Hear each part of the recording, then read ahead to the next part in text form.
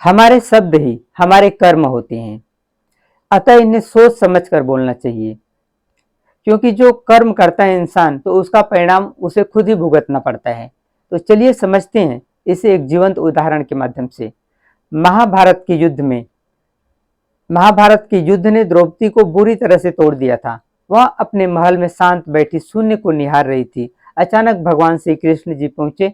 द्रौपदी उनसे लिपट कर रोने लगी। भगवान जी ने उन्हें शांत कराया और पास में बिठाया। द्रौपदी ने सुबकते हुए बोली कि हे सखा, यह क्या हो गया? यह तो सर्वनाश हो गया। मैंने इतना सोचा भी नहीं था। भगवान बोले कि नियति बहुत क्रूर होती है पांचाली।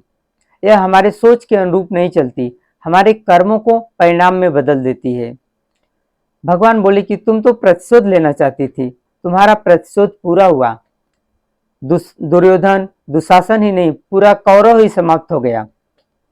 द्रौपदी बोली कि मेरे घावों पर नमक मत छिड़किए केशव, मैंने ऐसा सोचा भी नहीं था कि इतना सब कुछ हो जाएगा। भगवान बोले कि मैं तुम्हें वास्तविकता से अवगत कराने आया हूं कि इंसान जो कर्म करता है उसके परिणामों को, दूरदर्शी परिणाम को देख नहीं पाता, और जब उसका परिणाम सामने आता है तो हम अपने हाथों से कुछ नहीं कर सकते। द्रौपदी बोली कि क्या इस युद्ध के लिए मैं उत्तरदायी हूं? वह बोले कि नहीं, इतना तो नहीं, लेकिन तुम अपने कर्म में थोड़ी सी दूरदर्शिता अगर रखती तो आज तुम्हें इतना अधिक कष्ट न होता। वह बोली कि मैं क्या कर सकती थी?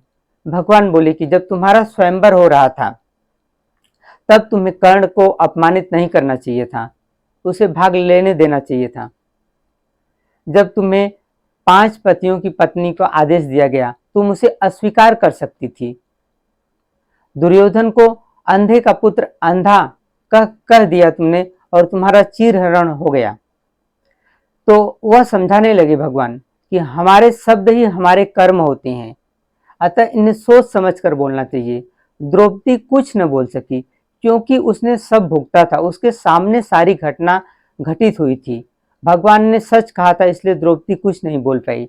तो शब्दों का बहुत बड़ा रोल है जिंदगी में, उसे बहुत सोच समझ कर बोलिए, क्योंकि जब शब्द कर्म में बदल जाता है तो कर्म का परिणाम तो खुद को भोगना ही पड़ेगा। इसलिए शब्द को बहुत सोच समझ कर बोलिए। वाणी अनमोल है।